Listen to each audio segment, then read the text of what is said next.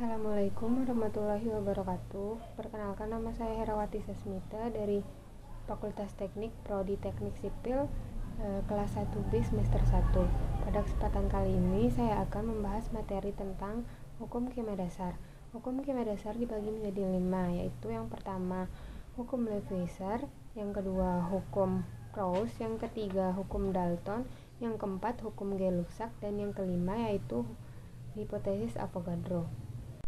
Baik, lanjut ke hukum yang pertama, yaitu hukum Lefevre. Hukum Lefevre dicetuskan oleh ilmuwan asal Prancis, yaitu Antoine Laurent Lefevre. Dalam penelitiannya, Lefevre membakar merkuri cair berwarna putih dengan oksigen sampai dihasilkan merkuri oksida berwarna merah.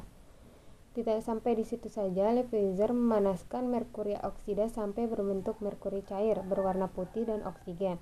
Dalam pengertiannya, hukum Lefevre menyatakan bahwa massa total zat sebelum reaksi sama dengan massa total zat setelah reaksi. Lanjut ke hukum yang kedua, yaitu hukum Proust atau biasa disebut dengan hukum perbandingan tetap, yang dimana hukum perbandingan tetap ini dicetuskan oleh seorang ilmuwan asal Prancis, yaitu Joseph Louis Proust, meneliti perbandingan massa unsur yang terkandung di dalam suatu senyawa pada tahun 1799. Penelitian itu membuktikan bahwa setiap senyawa tersusun atas unsur-unsur dengan komposisi tertentu dan tetap. Oleh karena itu, hukum Proust dikenal sebagai hukum perbandingan tetap. Dalam pernyataannya, yaitu perbandingan massa unsur-unsur dalam suatu senyawa adalah tertentu dan tetap. Kemudian hukum yang ketiga yaitu hukum Dalton atau biasa disebut dengan perbandingan berganda, dicetuskan oleh seorang ilmuwan asal Inggris, yaitu John Dalton, yang melakukan penelitian dengan membandingkan massa unsur-unsur pada beberapa senyawa, contohnya oksida, karbon, dan oksida nitrogen. Senyawa yang digunakan Dalton adalah karbon monoksida dan karbon dioksida. Dari perbandingan keduanya diperoleh hasil jika dua unsur membentuk lebih dari satu senyawa dengan salah satu massa unsur dibuat tetap, maka perbandingan massa dalam senyawa tersebut merupakan bilangan bulat yang sederhana. Lanjut yang keempat, yaitu hukum Gay-Lussac atau biasa disebut dengan hukum perbandingan volume.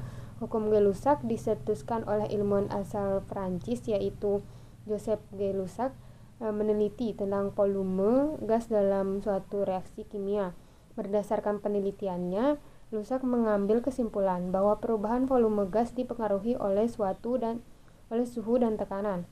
Pada suhu dan tekanan tertentu, 1 liter gas nitrogen bisa bereaksi dengan 3 liter gas hidrogen, menghasilkan 2 liter gas amonia. Adapun persamaan reaksinya adalah sebagai berikut: N2 ditambah 3H2 menghasilkan 2NH2. Dengan pernyataan pada suhu dan tekanan yang sama, perbandingan volume gas yang bereaksi dan hasil reaksi merupakan bilangan bulat yang sederhana. Kemudian hukum yang kelima atau yang terakhir yaitu hipotesis Avogadro, yang dicetuskan oleh seorang ilmuwan asal Italia, Amandes Avogadro, pada tahun 1811. Avogadro menyatakan bahwa partikel unsur tidak selalu berupa atom yang berdiri sendiri, melainkan bisa berbentuk molekul unsur, contohnya H2, O2, N2, dan P2.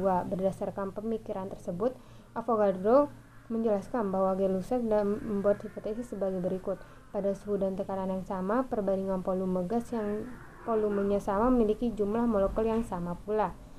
Baik, untuk mengetahui lebih jelas tentang apa itu hukum kimia dasar, mari kita lanjut ke contoh soal. Lanjut ke contoh soal yang pertama, yaitu tentang hukum Lefevre, yang dimana jika 5 gram oksigen direaksikan dengan 5 gram logam magnesium sehingga membentuk senyawa magnesium oksida, dari reaksi tersebut berapa massa magnesium oksida yang dihasilkan. Jadi penyelesaiannya yaitu magnesium ditambah oksida menghasilkan magnesium oksida. Massa zat sebelum reaksi sama dengan massa zat sesudah reaksi. Massa magnesium ditambah massa oksida sama dengan massa magnesium oksida. 5 gram magnesium ditambah 5 gram oksida sama dengan 10 gram magnesium oksida. Jadi massa magnesium oksida yang dihasilkan adalah sebanyak 10 gram. Soal yang kedua yaitu hukum Proust, yang dimana massa karbon C dan oksigen O memiliki perbandingan 3:8. Jika karbon yang bereaksi 1,5 gram, berapa massa oksigen bereaksi dan massa karbon dioksida yang terbentuk. Jadi kita lihat perbandingan massa yang ini, yang dimana massa oksigen sama dengan 8/3 dikali 1,5 gram sama dengan 4 gram, dan massa karbon dioksida sama dengan 11/3 dikali 1,5 sama dengan 55 gram. Jadi massa oksigen bereaksi adalah 4 gram dan massa karbon dioksida yang terbentuk adalah 5,5 gram. Soal hukum yang keempat yaitu dimana 2 liter gas hidrogen bereaksi dengan 2 liter gas klorin sehingga menghasilkan 4 hidrogen klorida. Apabila gas hidrogen yang direaksikan sebesar 10 liter, berapakah gas hidrogen klorida yang dihasilkan? Jadi penyelesaiannya seperti ini. Jika gas hidrogen yang direaksikan adalah 10 liter, maka gas hidrogen klorida yang dihasilkan adalah 2 dikali 10 sama dengan 20 liter. 2 sama dengan nilai perbandingan hidrogen klorida. Jadi hidrogen klorida yang dihasilkan dari reaksi 10 liter gas hidrogen adalah sebanyak 20 liter.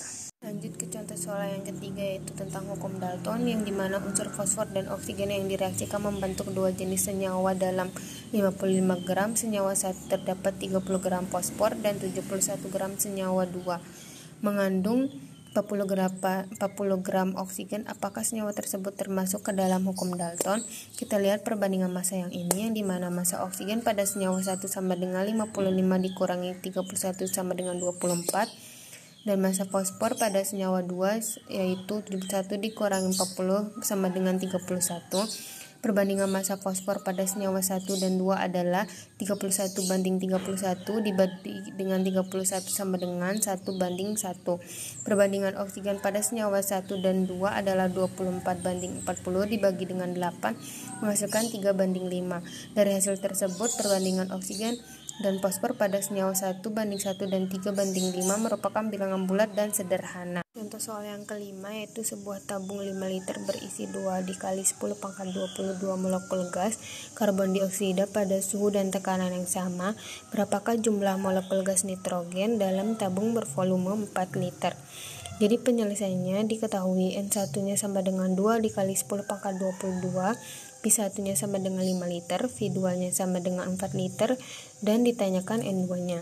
Yang dimana P1 dibagi N1 sama dengan P2 dibagi N2, N2-nya sama dengan N1 dikali V2 dibagi V1, N2-nya sama dengan 2 dikali 10⁻22 dikali 4 dibagi 5, N2-nya sama dengan 8 dikali 10⁻22 dibagi 4, N2 sama dengan 1,6 dikali 10⁻22. Jadi jumlah gas nitrogen dalam tabung bervolume 4 liter adalah 1,6 dikali 10⁻22. Baik, sekian dari saya. Assalamualaikum warahmatullahi wabarakatuh.